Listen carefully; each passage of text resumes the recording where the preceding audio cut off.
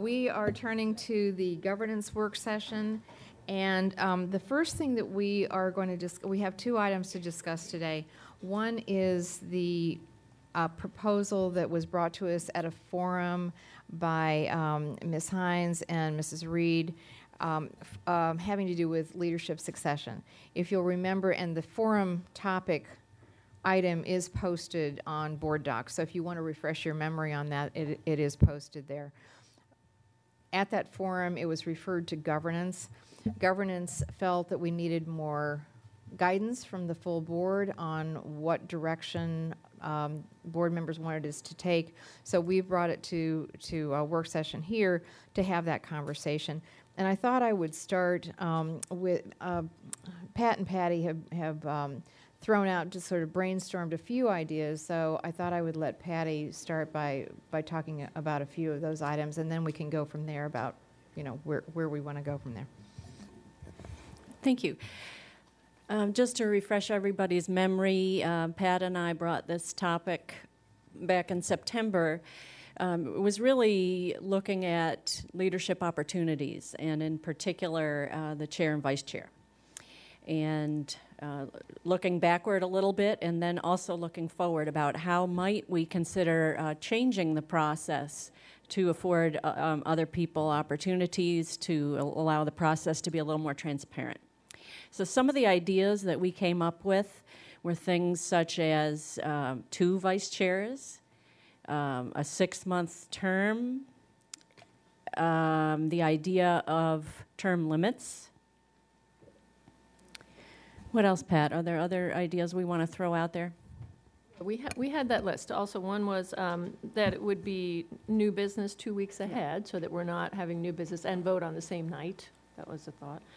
You said term limits, 2 vice chairs, 6-month term, and also sort of just giving everyone a turn. So it's just kind of a random, everybody gets a turn.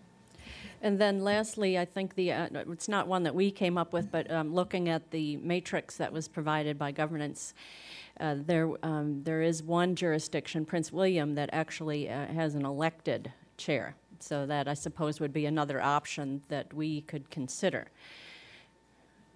So I guess what we'll do is just kind of open up for discussion if board members have any particular thoughts about any of those. Are there any that resonate with folks? Are there any that you absolutely hate? Just to try to give a sense for whether or not any of these suggestions have traction, or perhaps do you have other thoughts?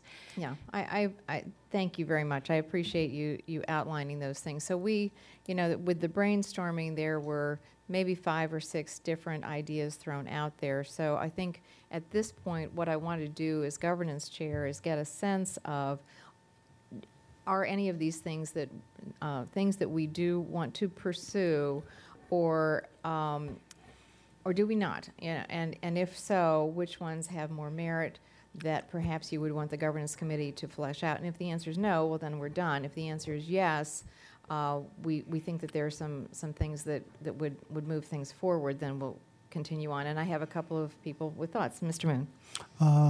I can share with you maybe answers to a couple of issues right away, just looking at the statute. There's a Virginia Code 22.1-76, which talks about election of a chairman and vice chairman, and among other things. It says, among other things, on vice chairman, the school board may also elect one of its members as a vice chair. So electing 2 is out under the statute because it only allows 1. It only, it only says you may, school board may elect. You don't have to have a vice chair, but it mandates us to have a chairman. And also at the bottom, it also says the term of the chairman and vice chairman and any vice chairman shall be 1 year. So 6 months is out the window. All right, thank you, Mr. Moon. Mr. Velkoff? I was actually struck by the table and the how they were doing things in Virginia Beach, that there's basically a place where people can come forward Okay. and Oh, thanks. have a discussion. And I think that's actually a good starting point. If I think back to what did not work this past year, I think part of it was not having a way, perhaps, for people interested to publicly, make that available. And so I'm kind of thinking along the lines of the Virginia Beach, maybe not a work session, but perhaps over 1 or 2 months in advance of the election, if there's just a way that board members can come forward and say, I'm willing to run, I'm actively running, I don't want to run, and that can be updated over the period of a couple of months, and then everybody sort of knows who's even thinking about it.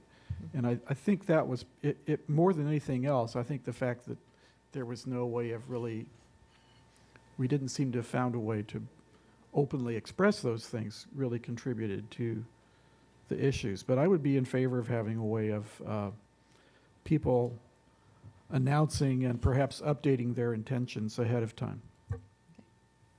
Thank you, Mr. Velkoff. And I did mean to preface this conversation. This is not a reaction to anything you just said, Mr. Velkoff. I simply forgot this, that I do hope that this conversation will not get into any specific situation that, we've experienced over the last 3 years, but and certainly not get into any personalities. And I think everybody understands that. Mrs. Strauss. Many years ago, there was a time when it was considered legal for the board to go into a closed meeting before the selections were made for such a discussion. But then the lawyers provided guidance and consulting the code, and the decision was made that it cannot go into closed session. I would be a little reluctant to encourage the discussion of how we organize ourselves to become an intensely public discussion, because then I think it invites, we already stand for election, which is a very public event. That's fine. But I think that we would run the risk of turning our internal organization into politicizing it in the same way, because I think there would be pressure from other outside organizations. And since we already do that in a very public way already just to get elected, I'm not sure that that would be a very comfortable thing to set us up for that and every year to determine who leads the board. It's been my experience that, for better or for worse, it is a challenge to get through that.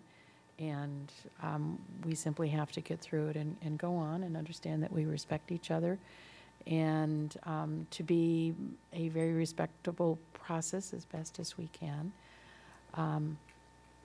But I personally don't see any other way to make this work any other way, other than to know that obviously the more we are open with each other and make sure that we are talking to each other as we go through this process one-on-one, that is what shows as much respect for each other. But it is simply a tough process. And I'm sorry that we can't have a discussion on the employment of an individual person on this matter in a closed meeting, but we cannot. And I think doing it very publicly weeks in advance would create more problems than it would solve. Thanks. McLaughlin? So I appreciate what Ms. Strauss was just saying. And sitting on governance, when we were wrestling with this proposal, I will say, first of all, I so appreciate both Patty Reed and Pat Hines with the such good intent of bringing this to the board. Personally, I wrestled with, is there a way to make this better? And part of me believes that there actually is something that we could do, just even if it's a minor strategic governance process which is just simply if we want to honor the fact that we are a board of 12 and that we all need to be equally informed of when candidates are interested in the chair and vice chair, just like we give each other guidance. It's not hard and fast, but the guidance is we hope if you're going to propose an amendment, you have the 48-hour rule or, whatever the guidance is, we tend to give each other on different things, submitting a budget amendment, things like that. I mean, it is possible the governance could come back and recommend and say, when it comes to chair and vice chair, if this is the timeline of when we're going to be considering and then voting on the chair and vice chair, here's the recommended guideline, because there were surprises. And I think that's what was very thoughtful about both Ms. Hines and Ms. Reed coming forward and saying is that people did feel caught off guard and something did materialize at the last minute and not all of us knew. And so, in other words, in the end, in a body of 12, the majority has the right to decide who they want to lead them. So as nice as it would be back in the days of Little League and everybody gets a turn, I don't have that naive thinking there. I mean, I think the majority has to be able to decide who they want to lead.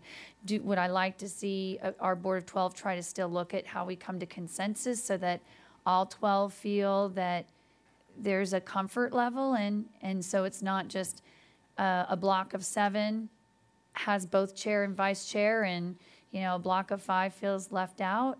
I don't think that helps our board, but I think overall we've done a good job in the end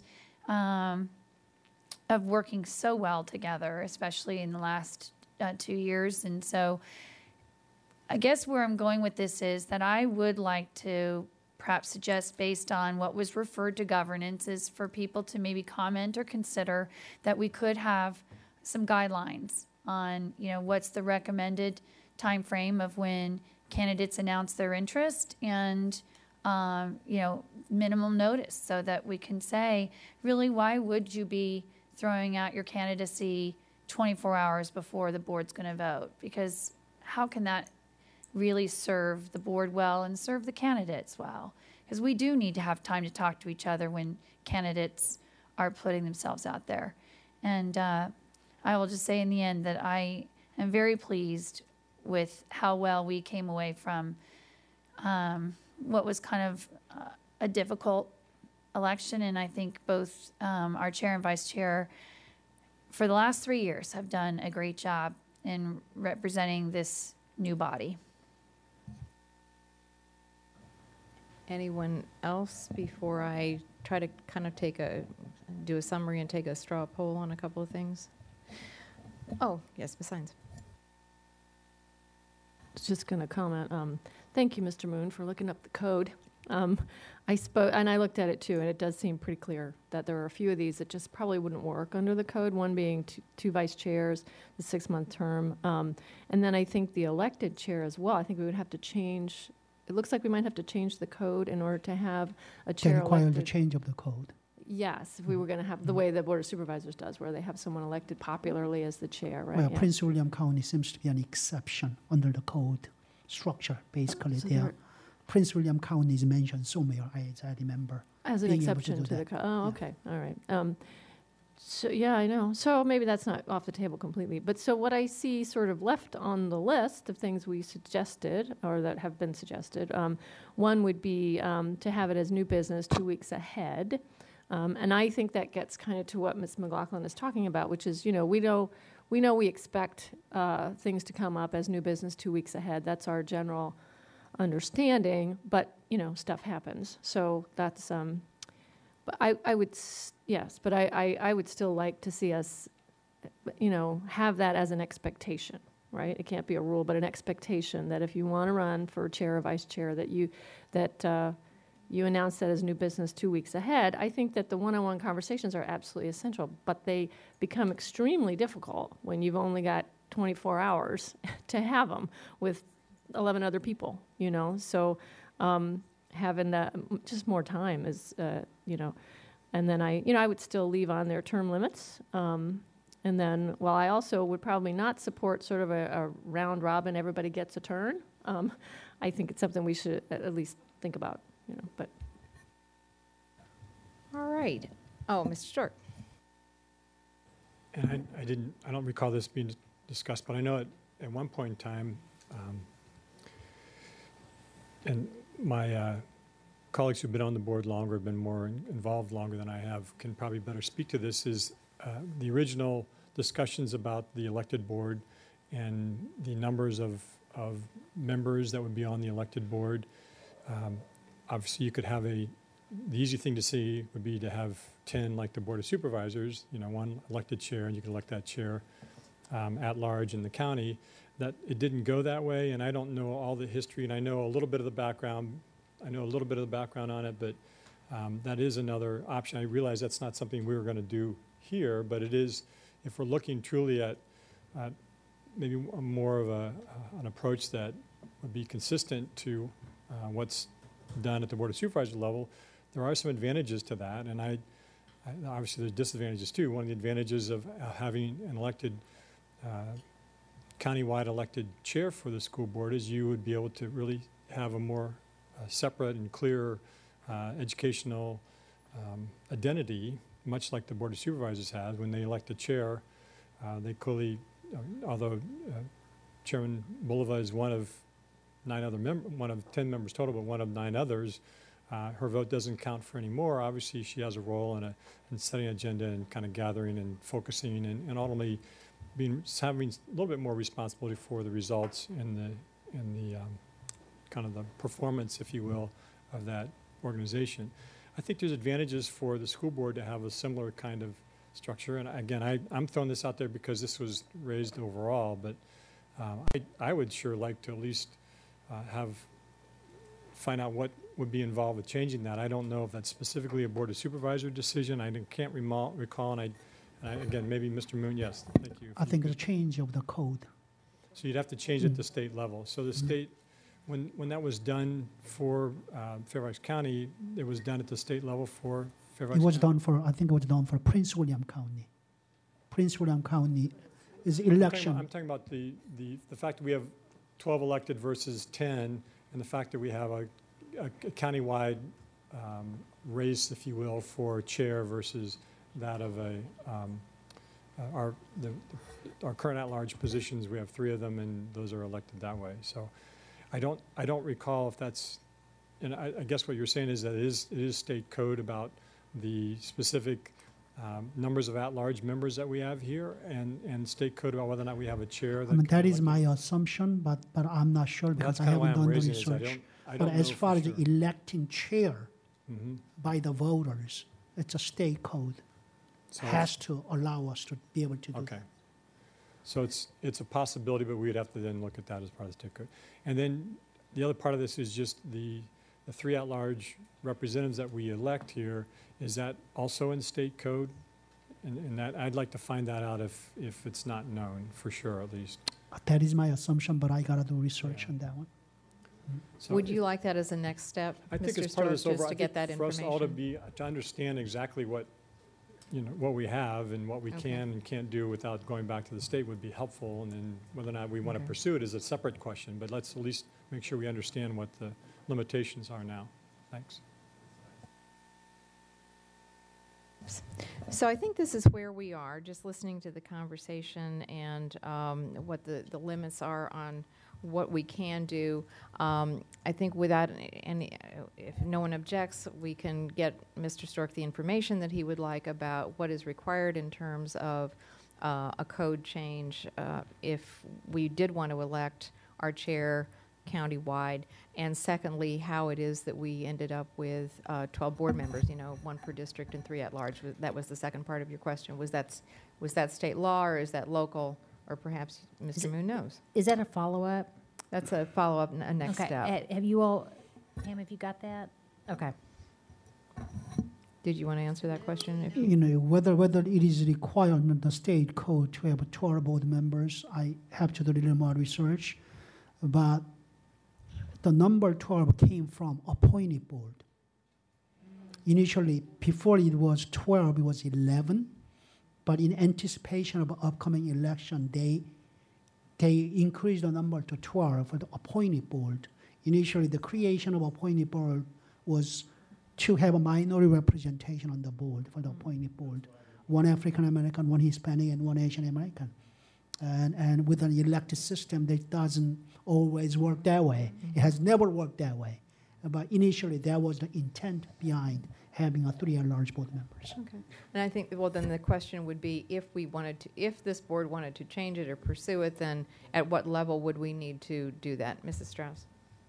Right, it's my recollection, but it would be good to find the actual code quote.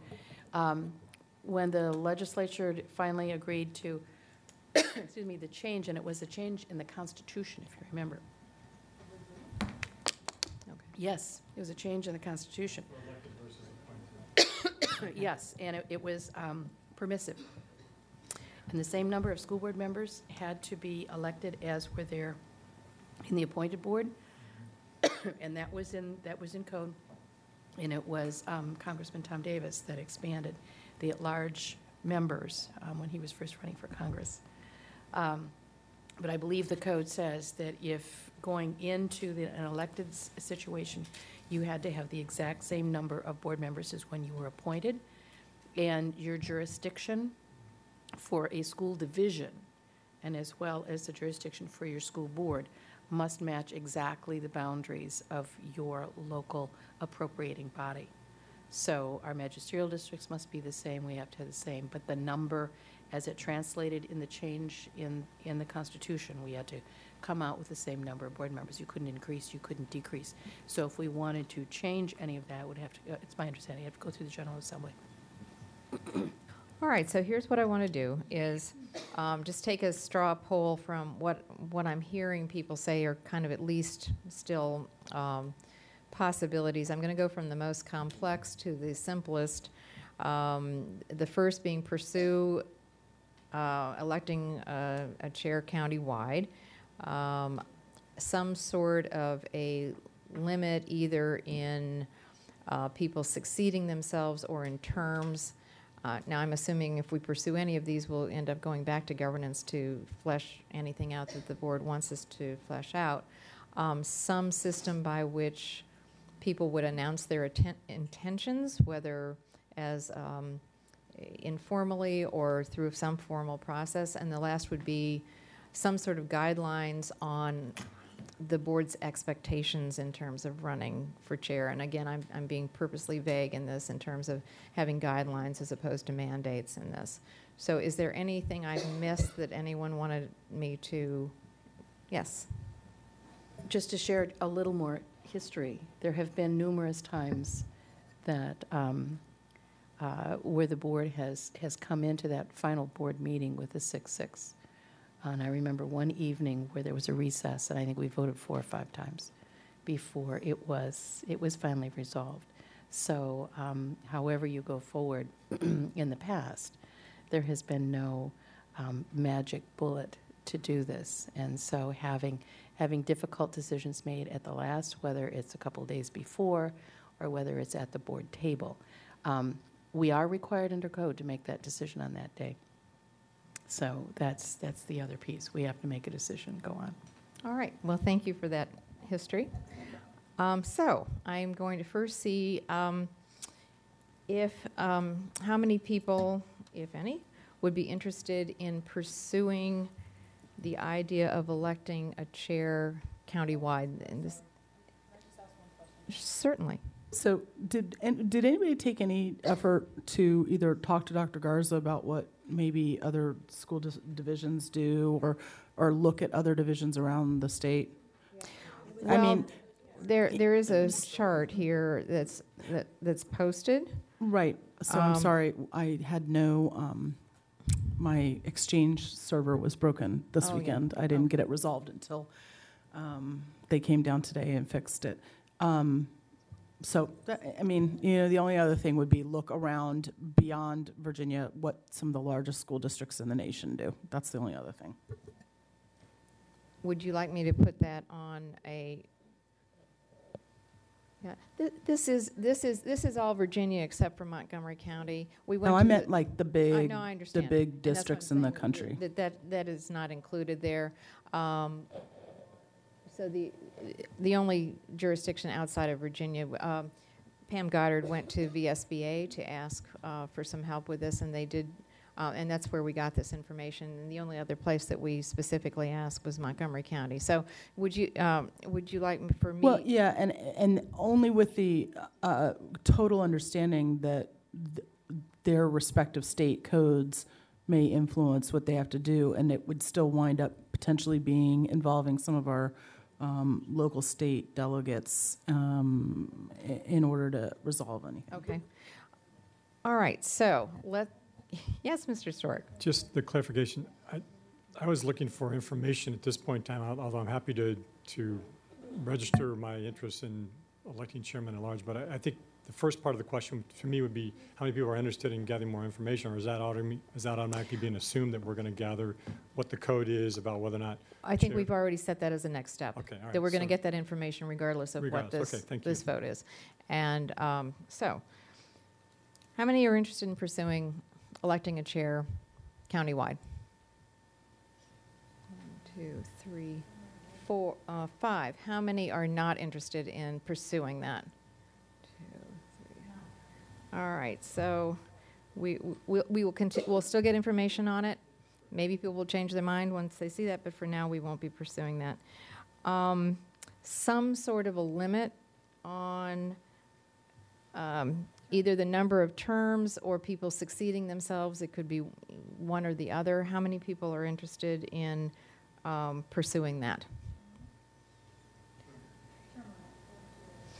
Okay, that is a majority, so we will take that back. How many people are interested in pursuing the idea of candidates announcing their intention to run either formally or informally? We could leave that. How many people would like some sort of an... Well, it wouldn't, I'm hearing two things, and so I think that's something that we could take back to governance, either as new business. That was what Pat and Patty had brought to us, but yes, Dad? I was just going to say, since I think there's another choice coming, is Yes. whether to make the first one be formal. Okay, you want me to divide it? The second one, I think, Okay. Okay, that's fine. So I'll divide this question up then. We could either pursue some sort of a formal announcement, such as putting it on new business. May I comment on that? You may. I don't know how to define informal. I can easily see what the formal means. Somebody submitting an application and post it on the board doc for the entire world to know. That could be formal, informal. I don't know how to define that. Whether informal, depending upon how we want to proceed with that, what they may not want to foul of FOIA. That's my concern. If you want to just keep it, amongst board members. Secondly, on being formal side, I have to be concerned about negative consequences of doing that in that fashion. Now you'll be inviting people to come out and speak at the citizen participation when it's a time for the new business. You could start recruiting people to sign up to speak on your behalf, organizations and etc. That's a potential consequence. Whether we are up for that, we're gonna be, and then citizens will start talking about someone's quality, character, and etc. Someone versus somebody else. Whether we are up for that. Mr. McElveen? Just a question about that. Our rules for public participation say no personalities or personnel could be mentioned. Oh, okay.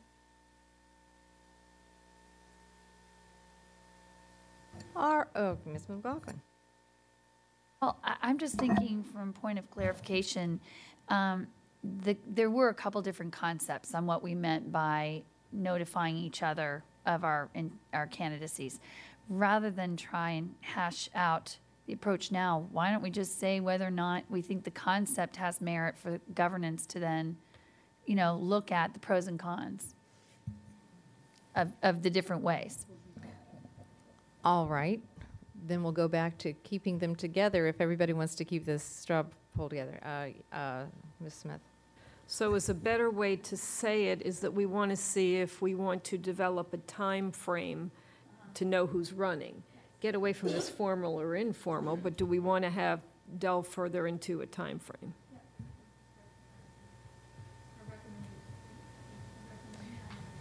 All right, that's, if that's a good way of putting it, I'm happy to put it that way. So how many people would be interested in developing a time frame, either a formal or an informal one?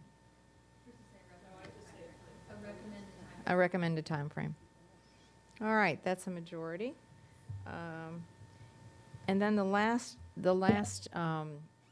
piece I had was developing guidelines for running for chair and vice chair, and in that case, it would be expectations, and we just said something about the time frame, and perhaps it could have to do with communications. It could have to do with behavior. How many people are interested in trying to develop some guidelines, recommended guidelines? How many aren't? Okay, that fails.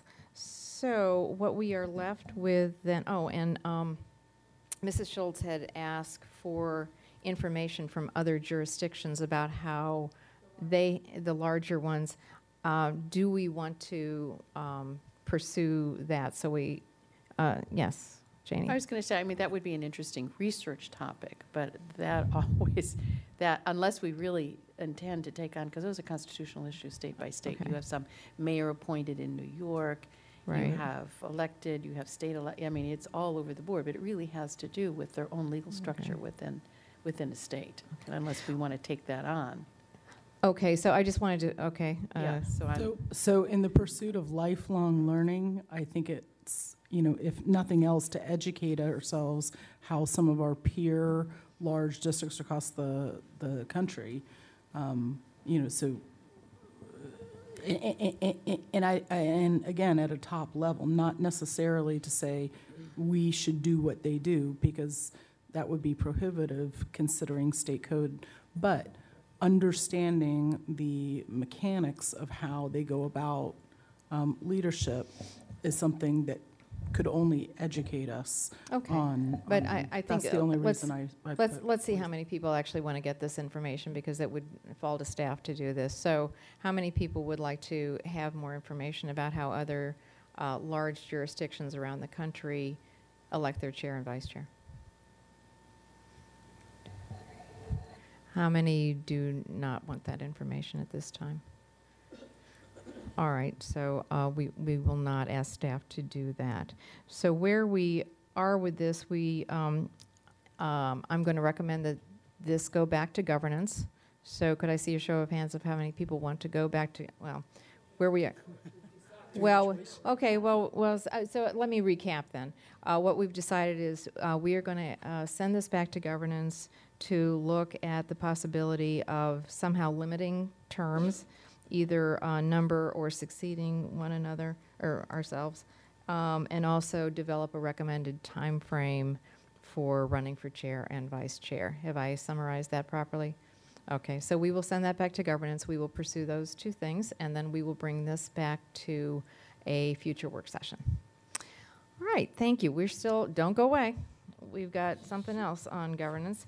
And I guess we'll do next steps in a minute. This is something, I may have to refresh everybody's memory on this. In developing the February school board retreat, one of the things that we had decided at an earlier retreat that we wanted to do as a school board, one of our goals was to develop the SB voice in promoting FCPS as a state and national leader in public education. And what we had said we wanted to do was to pick one or two topics for serious advocacy at the state and national level. Governance had a couple of meetings about this. We kind of kept pushing it forward. It's now time to decide whether, number one, I think probably the first question to ask ourselves is, does this continue to be a goal of this board? And if so, what is the topic, is the topic or the topics that we want to pursue? Some of the things that have been raised for this were preschool assessments, accountability, and in talking with the superintendent about this, the natural, one of the natural things for us to be advocating for, because it's such a huge topic nationally and at the state level, would be the assessment and accountability piece. So if we were going to do this, this is what we would discuss at the Friday work session, or the Friday retreat, the Friday session of the retreat, and the superintendent would like to have the opportunity to do some background and homework if we're going to do this. Do you want to speak to this at all, Dr. Garza? Yes, to maybe reiterate a little bit of the conversation with governance. Right. We talked about, I think there's unanimity on some of these issues like pre-K and the portrait of a graduate. I think that's pretty straightforward. You all have been very supportive of that, and I think it's certainly a state and national leader in that area. But we did feel like if in fact you all, right now there's, in my estimation, there is a kind of a vacuum in this around the issue and the conversation as it relates to accountability and assessment. And we thought that if in fact you all would like to continue to pursue these topics, and this is one that we want to spend some time talking about, then Steve and I have, in fact, and Kim have been putting together maybe some examples of some statements of principle that you all could talk about as a starting point, maybe that Friday afternoon, evening. Some examples might be like in the area of accountability. It could be that a statement of principle is that no one measure is used as an indicator to determine a rating for a school, that must be based on multiple measures and should not disadvantage schools that are high poverty. That would be a statement that I would suggest we talk about. It could be, so it's a variety of statements like that. I think in the area of assessment, we could have some similar ones. But I don't know that you all have ever really had the benefit of having a much more in-depth conversation about what that looks like. And I think there are people interested in what you all have to say, what we as a system have to say on this issue. So it was just a suggestion, and we're happy to facilitate it. Mrs. Strauss. I would be very interested in continuing that conversation. It's an important one. It is, and I think the fact that we have been so interested in working on the portrait of a graduate, and clearly one of the pieces that we have asked you to help us find is a more balanced assessment and accountability, and that we are working with the state. So I would be very interested in having an opportunity to talk further about that. I do think people do look to us for that, and I think that we are positioned to contribute meaningfully to this conversation. So, Mrs. Smith. When we started this conversation ages ago, we looked at different areas for us to advocate about. And I think Dr. Garza has the top one there with the whole assessment and accountability piece. And to me, if we just took that one thing and started to get more educated about it. So to me, I think it would be worth using that time at Friday at the retreat.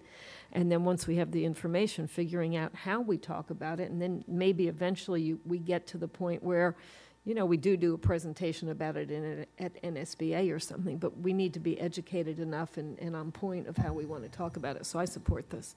And with that, you could even write letters, to our members of our delegation with that document attached. So I think there's a lot of ways something like that could really help push forward the conversation. Tammy? As I said to all of you during our Thursday meeting, I spoke to the delegation on Saturday morning, and those were the two topics that I did talk about, but also lumped in there, I also kind of put in, pathways to graduation.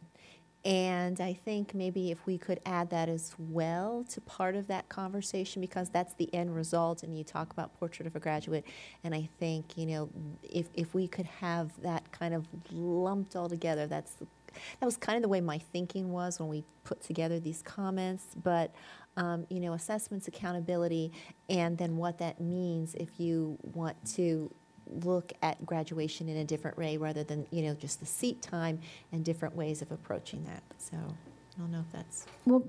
We could give that some thought. I don't know if we'd have sufficient time. That one alone, we could spend probably, I don't know how many hours on. Get that. But you're talking about that multiple pathways, more than Right. one pathway to a high school diploma. Right. And I'll see what we could do to start that too. And I think that probably, while it's connected, would probably be a separate topic of advocacy is. Yeah, I understand that. But that's not, what we said originally was that we would pick one or two topics. So if you're interested in getting a sense of whether that's something the board wants to pursue, first of all, right now, we can do that. Just so everybody knows, I think, what I do want to determine today is, are we rededicating ourselves to this particular goal? We had set this a while back, and we were planning to do this advocacy and be a major voice in the area of public education. If so, is assessment and accountability one of the topics that we want to pursue? And perhaps we could add on, do we now at this point want to take on a second topic? And that would be a potential second topic then. All right. Right, correct. Okay. Are you, have other comments? No, not at this time. Okay. Yeah, thank you. I want to thank governance for bringing this back up again, because I think we sort of have dug into the work a little bit of assessment reform, because it's happening at the state level, and we're well represented on the innovation committee by Dr. Dockery. But I feel like as a board member, I do need to have better information. We need to kind of speak with one voice and very knowledgeably on that. So that's wonderful. I think very much related is sort of, pathways to graduation and then pre-K. So those are two other that are kind of, I know, but that It's are. the bookends, yeah. Right. That are things that would be great if we also could lead on. So, but that's a good start. Thank you. Are you suggesting that we consider that now as pre-K as a topic on which we want to be vocal advocates? Well, because this is work for staff, I kind of feel like we probably have to give Dr. Garza, a chance to say, let's start with one and then move into the others. Does that make sense? That's certainly up to you all. I think the conversation was before that there is, I think, a strong degree of consensus around pre-K. It's in our legislative program. Mm-hmm. There's strong consensus around a lot of these. I think we have strong consensus around assessment and accountability, although when you get into the specifics, we may not be talking about the same thing, right? I think Mr. Belkoff has brought up as it relates to our strategic plan. I know we've talked about growth-based measures, but do we really want growth-based measures? Because if you do that, you have to add more assessment. So, it's really, I think that's why we zeroed in, at least initially, on these two areas. And the timing is good because this is being discussed across our state. So it's not to say multiple pathways to high school diploma. I think that is something that we need to spend more time talking about. And it's not because pre-K is not important. Just that's kind of how we zeroed in on that one. So people know I have Ryan, Dan, Elizabeth, and Megan. Go ahead, Ryan. I was just going to say, with the leadership transition in the Senate right now, the accountability reform is probably the area where we could have the most impact, particularly at the federal level. And I think because of our time limitations and our ability to get a message across, I would be open to just narrowing it down to one thing. And if we were to do that, that would be my preference. But thanks. Thank you. Dan. Ryan, I'm sorry, I didn't catch the last part of what your preference was, that we focus on what? I missed one thing. Okay, just whatever that is, but just one thing. Okay. And I was going to echo that we had a conversation earlier about pre-K and where that fits, and I guess that's what we tee up over the longer term. Is that kind of your point more than anything else? Okay. And then pathways to graduation, I think as a board, I think on pre-K we probably have more consensus on that being a powerful and important part of it. pathways to graduation, I think that's needs to be fleshed out among us anyway. So I would advocate for like a July retreat topic because it kind of falls nicely post-graduation. We see kind of how we did, et cetera. But because I could see included as part of that not only the different kinds of pathways, whether it's a new GED or the different alternative schools, as well as the issue of Algebra 2 and different kinds of diplomas. I mean, those are all the kinds of things I would see in there that I would like to have us have a deep discussion on, because ultimately I think we need to be advocating for significant changes in what the state does. And we know that what they've done with Algebra 2 is we're already set up for some major changes that I'm convinced are not going to be helpful to a lot of our students. And we know that then ties in the legislative package that we do in the fall. So, I mean, if we could tee that up then, we might actually have a nice flow into what we do with legislators in the fall. Thanks. All right, Elizabeth. I don't know if you've talked to our teachers, but they might disagree with you about the Algebra 2. Okay, well. Talk to the head of the math department at West Potomac High School. And okay, well, that's others. different than talking to teachers on the ground. I'm just going to say that I've spent some time with them, and they see the kids struggle. So, yeah. So, I don't want to.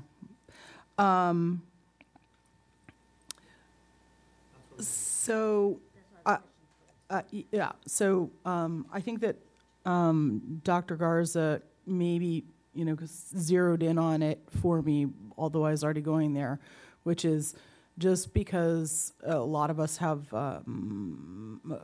certain support inclinations towards pre-K, it doesn't mean the same thing.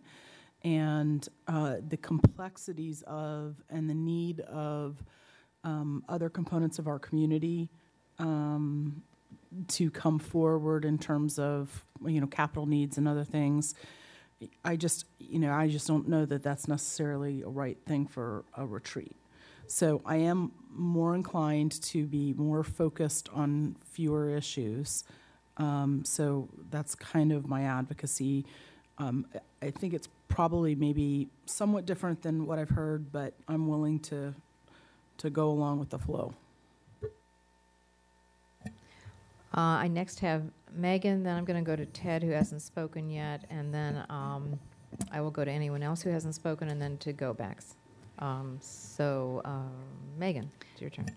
This has just been a banner day. I've loved going later and hearing what everybody has to say because it's been very informative. And listening to this, I think I agree. Trying to narrow it and focus on one is probably most beneficial because of everything we have on our plates already. Number two, as I was wrestling with, so what would that one issue be? I think I share everybody's passion that pre-K is absolutely essential. But what I also heard us talk about is, as a system, we haven't really outlined yet how do you deliver that across a system yet? Like because of just the cost of delivering it, infrastructure challenges, is there the optimal way we want to deliver it? And then what's the short-term reality of how you deliver it? And I almost feel like we still haven't had a chance to hear from Dr. Garza and the experts on, okay, what's the optimal and then what's the reality and then how do we do it? So how do you advocate for something if we're not we have to be crystal clear. This is what we believe and want to be doing in Fairfax County, and we think it's a national model for it. So that's where I'm not sure if we're ready for prime time on it. SOL reform, I want to go after that and all the assessments and stuff, but then I get so discouraged about what happens down the General Assembly. Part of me worries that's another brick wall to run into. And so listening to people, I just started to get really excited about this notion about pathways to graduation. And maybe it's because I had someone graduate this past year and I've got another one graduating this year. And it's really made me rethink about how they took all the courses that are expected and seen as, the most rigorous, and yet I don't know that they were the most meaningful. Multivariable calculus and linear algebra is not for every kid. Calculus BC is not for every kid. Probabilities and statistics, could actually probably be extremely beneficial for a vast number of kids going on into college, no matter what you're going to study.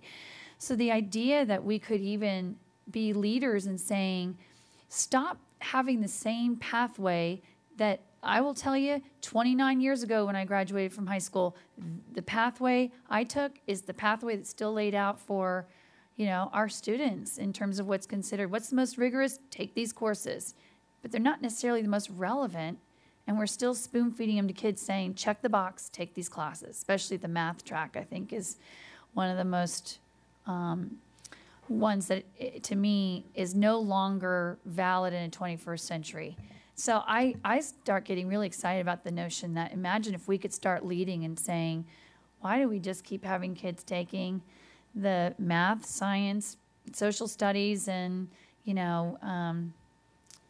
one is language arts path this way, and it looks just like this, and you're going to take these authors, and again, that I know College Board wouldn't like it with the AP curriculum they've got, but I really do think that is something that I hope we'll consider as one of the 3 areas, because the more I reflect on it, the more I think that is something that would be, through Dr. Garza and educational experts, we could actually, even if we just started to attack math tracks alone as a starting point of pathways to graduation, we could be benefiting, we know, over 12,000 graduates every year. You all have heard me preach on this issue too. So I feel the same way you all do. I'm reticent to say that we would be ready on February the 20th to I think we do need to do it and do need to have that conversation. I think the timeline that Mr. Stewart proposed probably would be better. And I think we'd be more ready to facilitate the conversation in a meaningful way. And it does have a lot of component parts. For an example, we'll have to look at, the number of social studies credits that we currently require are many more than not many more, but they're more than our surrounding jurisdictions. It's looking at all those, how many additional high school credit courses are we going to allow at middle school. It's very complex. I think it's something we do need to address, but I'm not sure we'll be ready on the 20th, to be real candid with you. And I think we have 2.5, 3 hours allocated, 3 hours allocated on that day. I can't remember. I think it's something like that. About 3. I can look that up, but it would be difficult to do 2 topics. It's 3 to 7. 3 to 7. It's 3 to 7. So we have 4 hours, but of course, we don't have to use all 4 hours. But certainly, if you can't be ready, then that's a reason not to do it. Ted, you're next, and I'm going to go to go-backs. Megan, I'm going to offer that I think we should be willing to knock down the brick wall down in Richmond over the assessment issue. And, this is a conversation I don't think in 3 years that we've yet had, and I can't think of a more important one. So I really want to focus on this one issue here next month. Look at the teacher workload. I see the issue of assessment and accountability as, solving this is critical, seems to me, to addressing the teacher workload, because so much of it is still driven by those SOL tests. And, from my perspective, we depending on how the discussion goes, we may need to take some risks as a board to make changes, but, I'm willing to make them, but I also don't know where everybody else is on it. And so admittedly, I'm just dying to have this conversation. So I fully support focusing on this one issue of assessment and accountability at the retreat. I didn't know somebody agreed with me, but that's where I was going. All right. I now have go-backs. I have, you haven't spoken. I beg your pardon. Just a man of few So words. young. Just You a man are. of few Go words. right ahead, then. It's your turn. I would like to support my fellow at-large board members, Mr. Verkov and Mr. McElveen, sticking to one issue, assessment. Just let's focus on that. Thank you. Kathy. One of the other things I like about the assessment and accountability, because it's not just talking with the state. I mean, you have No Child Left Behind sitting out there forever, and we need to be able to be part of that discussion. I mean, I looked at the Post today, and there's an article where they're saying we need more testing at kindergarten. It's like the teacher doesn't know anything about where the kids are. It's very frustrating, and this is going to continue more and more and more. So I'm fired up about this issue. Great, and I am now going to go to Patty because she hasn't spoken yet. I like the idea of focusing on assessment if we keep it to the policy legislative arena. I mean, I don't think we should be duplicating the work of staff and the task force and, delving into all the minutia. That, first of all, who wants to do that? Someone else is already doing it. But if we can really focus on what is our strategy, and part of it, I would love that. I would love to go, let's talk about No Child Left Behind. Let's go, and what's the strategy? Well, do we go up on the Hill? Do we go to Department of Ed? Those kinds of things. That, I think, could be impactful, and that would be very exciting. So, but on the other hand, I love the idea of linking our thoughts about Portrait of a Graduate and trying to remove the barriers that exist to allow us to pursue those different pathways to graduation, and we know what those are too. So I guess maybe my advocacy would be just to only take one now, and then seeing how that goes, maybe then focus on the next one as we continue to streamline and focus. Thank you. Now I have two go-backs. First, Dan. And mine's just not about February because I'm comfortable with where we are. It's really back to July and setting something up for July. I think we have an opportunity maybe to have a larger discussion, first among ourselves.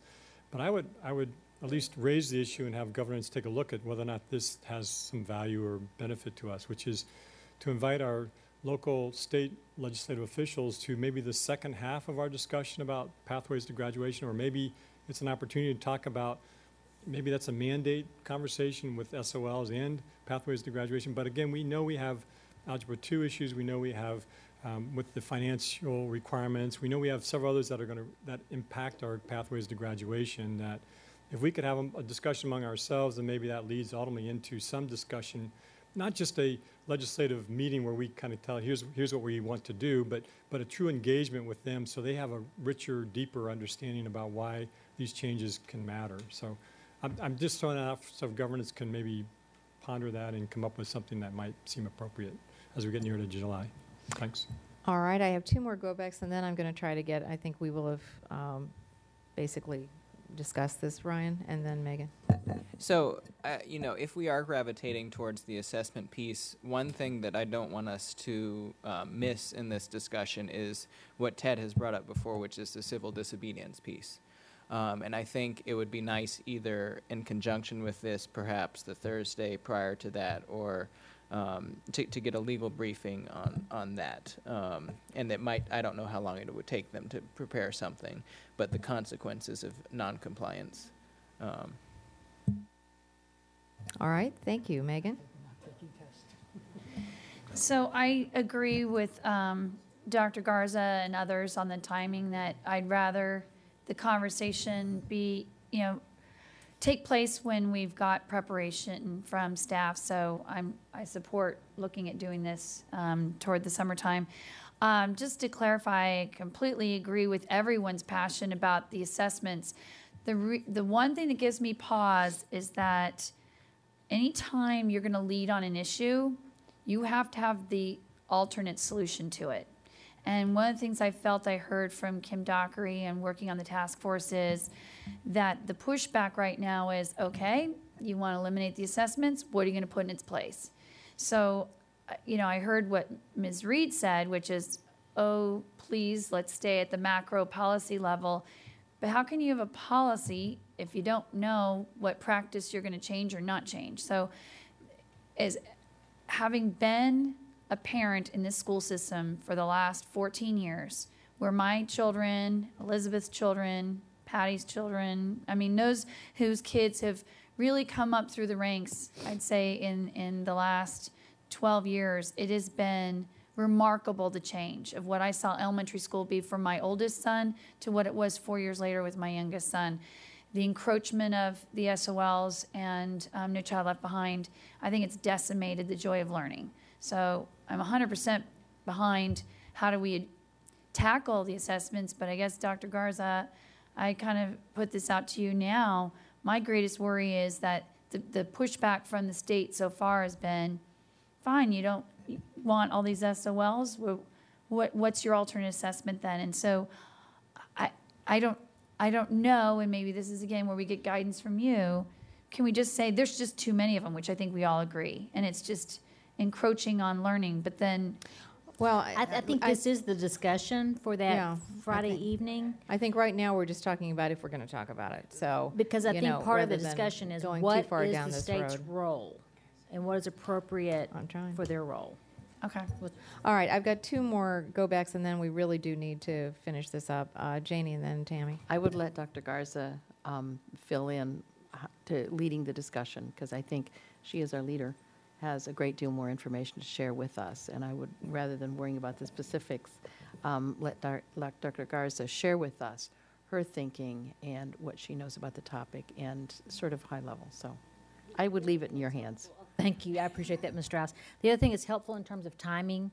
Kim Dockery is already scheduled to do a briefing to the board on the SOL Innovation Committee prior to the retreat. So you will have had the benefit of that discussion. So the timing, I think, will work out quite well as a backdrop. All right, Tammy, very quickly, last word, and then we're going to make some decisions. Since I brought up the pathways to graduation and Superintendent Garza said she didn't think would be ready, so let's just talk about that at a later time and agree on that one piece of assessment. I think would be. You can do that next. We can do that in July. All right, I think what I'm hearing from board members is that we do want to move forward with school board advocacy as we had defined as one of our school board goals. So I don't think we need to discuss that anymore. We have a suggestion on the table that the topic we choose as our first topic be assessment and accountability. So, and if we do decide to do that, we would have staff bring us information at the retreat. Could I just see some head nods or show of hands? How many want to continue with that? All right, excellent. So I think that it may even be unanimous. Do we want to pursue this second topic? And we have also the suggestion that we choose as our second topic pathways to graduation and come back at least potentially in July, which that time frame would work for you. All right. So can I see a sense of how many people would like to make that our second topic and how many want to see that come back to us in July? One, two. Are you raising your hand? Oh, yes and no. Well, let's see the raise of hands. All right, so that's a majority. So we will do that in July. That'll be our second topic. We've now chosen two topics, which is great. We can move forward with this. And did you want to say something? You wanted to ask a question? I mean, it's one thing to decide now, yes, we want to do it in July, but I think we need to be a little flexible if anything comes up Sure. with retreat and what we need to do. Right, that's all. absolutely. If it turns out this Yeah. is, if it's not possible, we can rethink it. But it's nice to have on the table that we've chosen two topics to pursue, and right, if it slips, then we'll understand that. So I think with that, this work session is almost over, except for next steps. We need to look at next steps.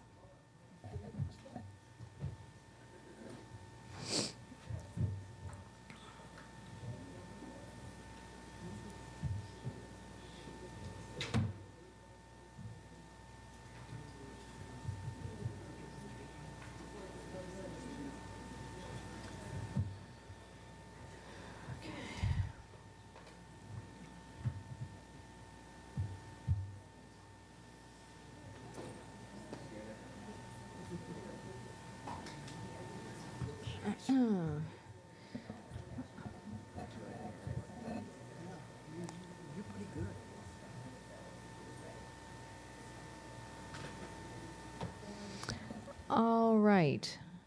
If everybody would take a look at the 3 bullet points we have. Let's look at number 1. Is number 1 all right?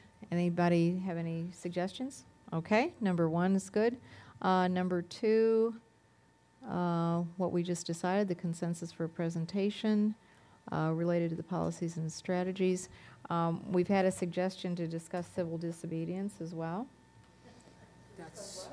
And then a consensus to include pathways to graduation as a topic. Did we want to not put in the July, or do we want to simply say that that would be our next topic to take on for our school board advocacy, or do we want to put in July? Could you just put potentially a topic, potentially for the July? Okay. Potentially for July? As a potential topic. Okay, as a potential topic. Excellent. With that, we're done. Thank you, everybody.